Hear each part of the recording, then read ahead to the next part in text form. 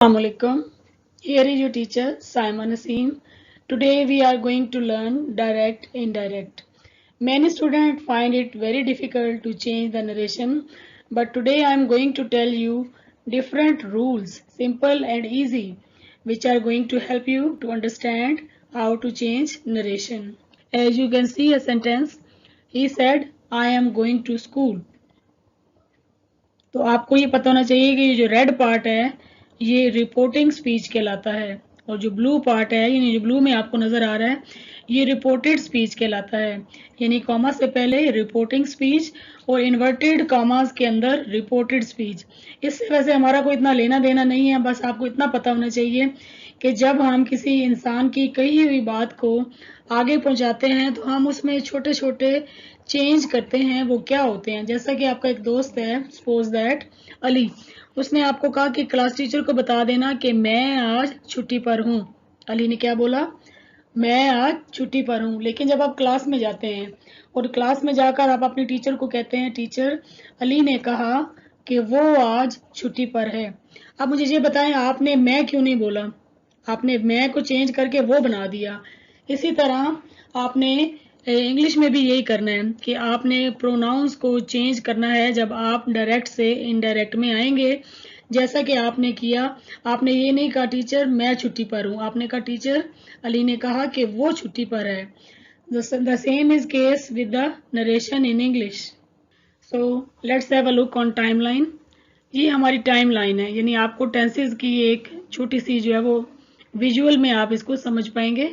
ये हमारी एक लाइन है जो प्रेजेंट इंडेफिनिट को शो कर रही है। प्रेजेंट के पीछे हमेशा पास्ट इंडेफिनिट होता है और पास्ट इंडेफिनिट के पीछे हमेशा पास्ट परफेक्ट होता है। ये हमारा लेना देना सिर्फ इन्हीं दो चीज़ों से है, लेकिन वैसे आपको समझाने के लिए बता दूं कि प्रेजेंट से आगे फ्यूचर इंडेफिनिट है और फ्यूचर इंडेफिनिट से आगे फ्यूचर परफेक्ट टेंस है। हम नरेशन में डायरेक्ट इनडायरेक्ट में वन स्टेप बैक जाते हैं। यानी अगर सवाल में गो है तो हम उसको वेंट बना देंगे, अगर सवाल के अंदर वेंट है तो हम उसको हैड गॉन में चेंज कर देंगे। यानी जैसे यहाँ पे है, इधर से हम एक जंप करके वन स्टेप बैक यहाँ पर आएंगे और अगर सवाल के अंदर पहले ही पास्ट परफेक्ट हो तो इसका मतलब है पीछे तो कोई और चीज़ है ही नहीं। अगर सवाल में आपको प्रेजेंट नज़र आया ये वाली लाइन तो आप उसको पीछे जाके पास्ट इंडेफिनिट में कर देंगे, जैसा कि गो से वेंट हुआ। और अगर ऑलरेडी यहाँ पे सेकंड फॉर्म है तो आप उसको थर्ड फॉर्म में चेंज कर देंगे। यानी आपने एक स्टेप पीछे जाके गो को वेंट में चेंज करना है, अगर वेंट है तो वेंट को हैड गॉन में चेंज कर देना है। और जो आपका पहला जो रूल है वो आपने ये फार्मूला याद रखना है, that first person changes into subject, second person changes into object and third person changes into none. Third person तो चेंज ही नहीं होता, फर्स्ट पर्सन। अब ये फर्स्ट पर्सन क्या है भाई? First person you can see in table that first person I we first person कहलाते हैं। यू जो है वो हमेशा सेकंड पर्सन होता है और बाकी जितने भी बच गए ही शी इट दे ये थर्ड पर्सन होते हैं। आई वी ये याद रखें, I we first person. Let's see the given example, he said I am unwell. अब देखें यहाँ पे हमें इन्वर्टेड कॉमास के अंदर आई नजर आ रहा है, इट मीन्स कि ये फर्स्ट पर्सन है। सबसे पहले हम इस फार्मूले को देखेंगे, पहले हम इसको यूज करेंगे इस वाले फार्मूले को और फिर उसके बाद हम ये वन स्टेप बैक जाएंगे। आई को चेंज किया ही में, हमने लगाया ही सेड दैट, कॉमा हटा के दैट लगा, आई चेंज हो गया ही में। और वन स्टेप बैक जाएंगे, एम को चेंज कर देंगे वाज में, ही वाज अनवेल। ले जी हो गया, he said that he was unwell. तो क्या किया हमने? फर्स्ट पर्सन को सब्जेक्ट में चेंज कर दिया। Again another example, she said I don't agree with you. अब देखें first person will change into this subject, subject है शी तो यहाँ पर हमने शी लगा दिया। She said that she, do not को एक स्टेप पीछे लेकर जाएं, अगर यहाँ पर डू नॉट है तो इसके पीछे होगा डिड नॉट, डिड नॉट के पीछे भी आपने जो है वो हैड नॉट होगा। तो आप देखें यहाँ पे हमने डू नॉट को डिड नॉट में चेंज किया और एग्री विद हिम, यानी यहाँ पे जो आपका ऑब्जेक्ट होता अगर तो उसके अकॉर्डिंग हमने यहाँ पर हिम लगा दिया। He said to the stranger you do not recognize me. Inverted commas के अंदर देखें ये यू है, यू सेकंड पर्सन है और सेकंड पर्सन हमेशा किस तरह चेंज होता है? Second person changes into object. Second person को अपने ऑब्जेक्ट से रिलेट करें, अब आपके ख्याल में यहाँ पर स्ट्रेंजर की जगह पर क्या आना चाहिए? Definitely he. तो हम ही का इस्तेमाल करेंगे। He said to the stranger that, इसको इसमें चेंज किया ही, डू नॉट को एक स्टेप पीछे ले जाकर हमने बना दिया did not. The stranger said, he said to the stranger that he didn't recognise me. Me नहीं आएगा, यहाँ पे आप लगाएंगे हिम। क्यों? बिकॉज फर्स्ट पर्सन, ये भी फर्स्ट पर्सन से ही रेलिवेंट है, आई माई मी, तो इसको भी आप इसके हिसाब से हिम में चेंज कर देंगे, did not recognize him. Let's see another example of third conditional. मैंने आपको बताया, third conditional, third person changes into none. Third person तो चेंज ही नहीं होता। अब यहाँ पे आप देख सकते हैं, they said they are working. अब थर्ड पर्सन को हमने चेंज नहीं करना, ये यहाँ पे थर्ड दे का दे ही रहेगा। आर को हम वन स्टेप बैक जाकर वर बना देंगे, तो ये बन जाएगा they said that they were working. क्या चेंज हुआ? पहले प्रोनाउन को चेंज किया, फिर वन स्टेप बैक गए, लेकिन ये कौन सा टेंस है? Past tense. So these are the rules, only 2 rules, SON 1 2 3, one step back when we talk about past tense. अभी मैंने आपको बताया कि जब हम नरेशन बनाते हैं, नरेशन करते हैं, तो हम वन स्टेप बैक जाते हैं। यही रूल आपने यहाँ पर भी याद रखना है कि दिस जो है वो किस में चेंज हो जाएगा? दैट में। Yesterday previous day, today that day में चेंज हो जाएगा। टुमारो को किस में चेंज कर देंगे? द नेक्स्ट डे में। विल किस में चेंज हो जाएगा? वुड में। कैन कुड में, मे माइट में, हियर देयर में, नाउ देन में। यानी आप ये समझ लें ये प्रेजेंट है, ये वन स्टेप बैक जाकर पास्ट में चेंज हो जाएंगे। यानी मे का पास्ट क्या है? माइट। कैन का पास्ट क्या है? कुड। इसी तरह विल का पास्ट क्या होगा? वुड। तो इस तरह आपने, यानी इसमें भी ये जो छोटे छोटे लफ्ज दिए हुए हैं, इनको भी आपने वन स्टेप बैक लेकर जाना है। Now comes the most easiest tense, future और प्रेजेंट, इन दोनों टेंसेस में हम वन स्टेप बैक नहीं जाते। आपको यहाँ पे नज़र भी आ रहा होगा कि मैंने यहाँ पर एक टेबल बनाया है और साथ में ये लिखा है SON 1 2 3। क्या मतलब? यानी हमने प्रोनाउंस को first person, second person, third person को देखते हुए उनको चेंज करना है, लेकिन यहाँ पर वन स्टेप बैक नहीं जाना। वन स्टेप बैक हम सिर्फ पास्ट टेंस में जाते हैं। देखिए यहाँ पे he she says I hope I am not late. अब यहाँ पे फर्स्ट पर्सन है, first person will change into subject, so I will change into she. She hopes she is not late. अब देखिए यहाँ पे शी हमने लगाया, लेकिन एम को यानी प्रेजेंट को हमने प्रेजेंट में ही रहने दिया है, हम वन स्टेप बैक नहीं गए। अगर हम यहाँ पे होप की जगह होप्ड लगाते तो ये हमारा गलत हो जाता है, क्योंकि इस तरह ये चेंज हम पास्ट टेंस में करते हैं। यानी यहाँ पे आपको 2 ही काम करने हैं कि आपने फर्स्ट पर्सन को जो है वो सब्जेक्ट के हिसाब से चेंज करना है, और टेंस जो है आप वन स्टेप बैक नहीं जाएंगे। He says I want to speak to you. Again I will change into he. He wants, यहाँ want है तो यहाँ पे भी want ही है, हम वन स्टेप बैक नहीं जाएंगे। यहाँ पे देखें they are waiting है तो हमने they are waiting ही लगाया, because third person changes into none. You will say she is cranky. You will say that she is cranky। देखिए फ्यूचर में भी हमने जो है वो वन स्टेप बैक नहीं जाते। यानी अब हम क्या समझ आई आप लोगों को? यानी जब आप पास्ट टेंस करेंगे तो वन स्टेप बैक जाएंगे और SON 1 2 3 के हिसाब से पर्सन्स को चेंज करेंगे। First person will change into subject, and second person will change into object, and third person will change into none. यानी थर्ड पर्सन को तो हमने छेड़ना ही नहीं है, चेंज ही नहीं करना। लेकिन जब हम प्रेजेंट और फ्यूचर टेंस में होंगे तो हम वन स्टेप बैक नहीं जाएंगे। प्रेजेंट भी हो गया, पास्ट भी हो गया, फ्यूचर भी हो गया। अब आते हैं क्वेश्चंस। क्वेश्चंस को किस तरह चेंज किया जाए? डियर लर्नर्स, क्वेश्चन जो हैं वो 2 टाइप्स के हमने यहाँ एक माइंड मैप की मदद से शो किया है। यानी एक WH फैमिली और एक यस नो कैटेगरी। कुछ सवाल ऐसे होते हैं जिनके जवाब यस और नो में दिए जाते हैं। क्या आप लाहौर में रहते हैं? यस, आप यही कहेंगे, या आप ये कहेंगे नो। लेकिन हर सवाल का जवाब नो में नहीं होता। अगर आपसे ये पूछा जाए वेयर डू यू लिव, तो आप यकीनन ये तो नहीं कहेंगे येस और no, then you have to tell the exact place where you live. So जिन सवालों के जवाब में येस और नो आएगा, उनको नरेशन बनाते वक्त, उनको चेंज करते वक्त हम इफ़ का यूज़ करते हैं। इफ़ भी कर सकते हैं, वेदर भी कर सकते हैं, लेकिन I prefer to use if. तो यहाँ पे हम इफ़ का इस्तेमाल करते हैं। अगर किसी सवाल का जवाब यस और नो में दिया जा सकता है, तो उसको इनडायरेक्ट बनाते वक्त आप इफ़ का इस्तेमाल करेंगे। जैसे he said do you like mangoes, क्या तुम्हें आम पसंद है, तो ज़ाहिर है आप यही कहेंगे, या आप यस बोलेंगे या नो बोलेंगे। तो हम क्या करेंगे, हम इसको चेंज करेंगे, he asked if I liked mangoes.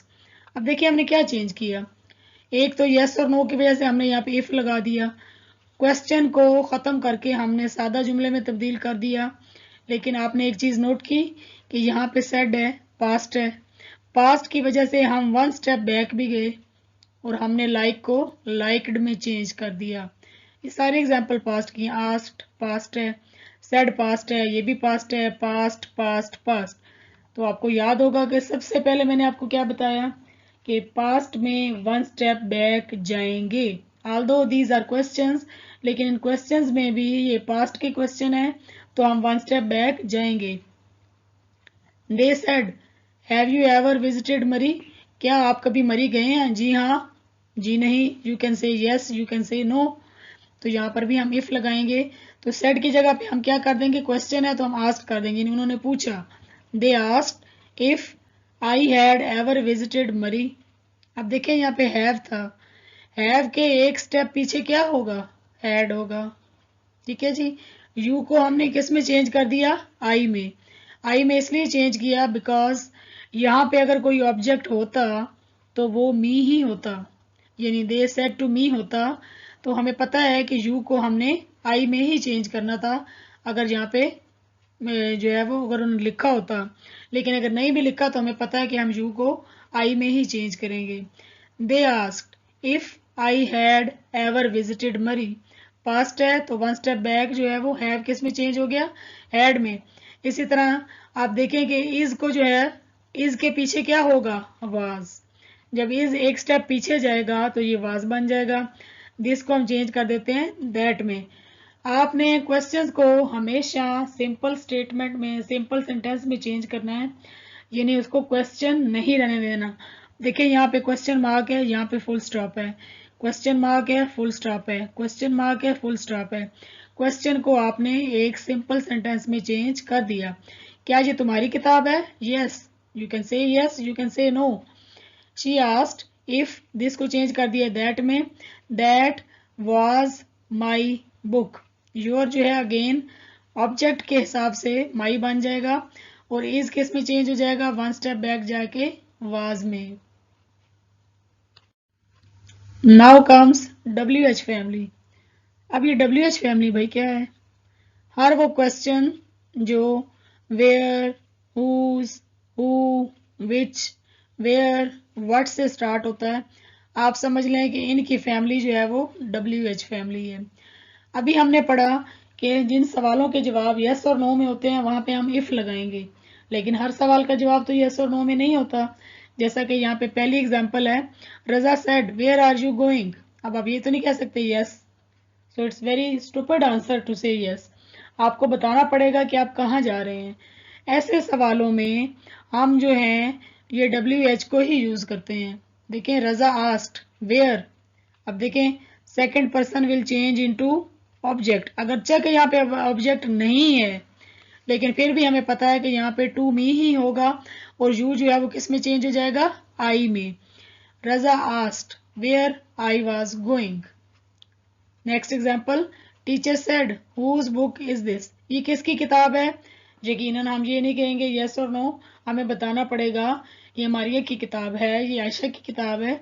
तो यहाँ पर भी हम इसको इफ नहीं लगाएंगे और हुज की जगह पे हुज ही लगाएंगे।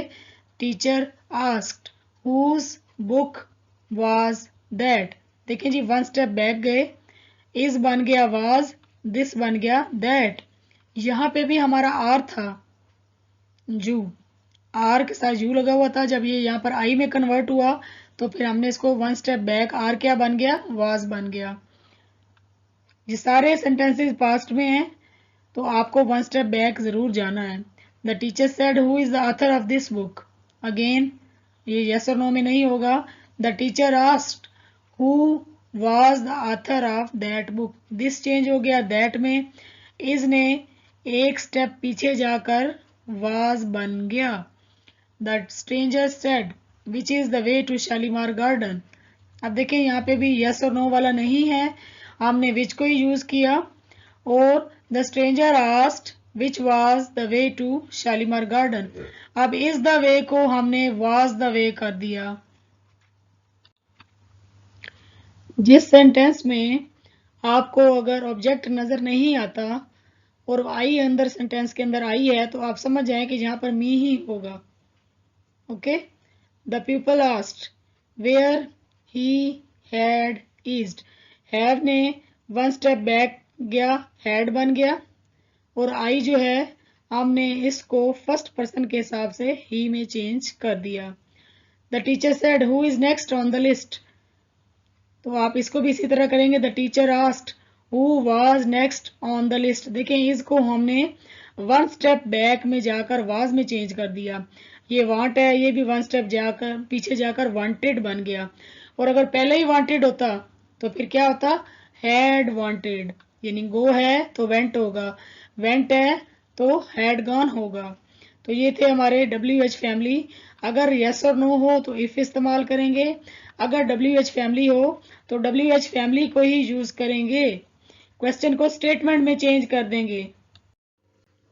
एक्सक्लेमेटरी सेंटेंसेस, एक्सक्लेमेशन, ये जो आपको साइन नजर आ रहा है इसको हम कहते हैं एक्सक्लेमेशन। ये जो आपको रेड में नजर आ रहा है ये डॉट सा लगा हुआ और ऊपर ऐसे करके एक, इसको कहते हैं एक्सक्लेमेशन। एक्सक्लेमेशन वाले जुमले हमें खुशी, गम या कोई भी स्ट्रॉन्ग फीलिंग्स के बारे में बताते हैं। जैसे कि कोई बहुत ज़्यादा खुश है, गुस्से में है, नाराज़ है, तो हमारी ज़ुबान में तो ये लफ्ज़ इस्तेमाल नहीं होते, लेकिन जो नेटिव स्पीकर हैं वो ये लफ्ज़ यूज़ करते हैं। अलास यानी ये अफसोस के लिए होता है, हुर्रे ये खुशी के लिए है, अलास अगेन अफसोस के लिए।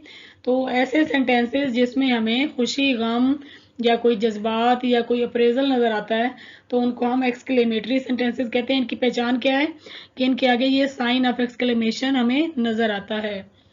She said alas I lost my purse, अब देखें उसने अपना पर्स गुम कर दिया तो ये तो बड़े अफसोस की बात है। शी एक्सक्लेम्ड विद सॉरो, तो हमने ये इन सारे लफ्जों की जगह पे लगा देना है शी एक्सक्लेम्ड विद सॉरो। अब ये पास्ट है तो हम इसको क्या करेंगे, यानी first of all first person will change into subject. यहाँ पे आ गया शी, वन स्टेप बैक जाएंगे, she lost her purse, she exclaimed with sorrow that she had lost her purse. They said hurray we have won the match, they said, अब हम first person को change करेंगे subject में, तो ये subject क्या बन गया हमारा, दे।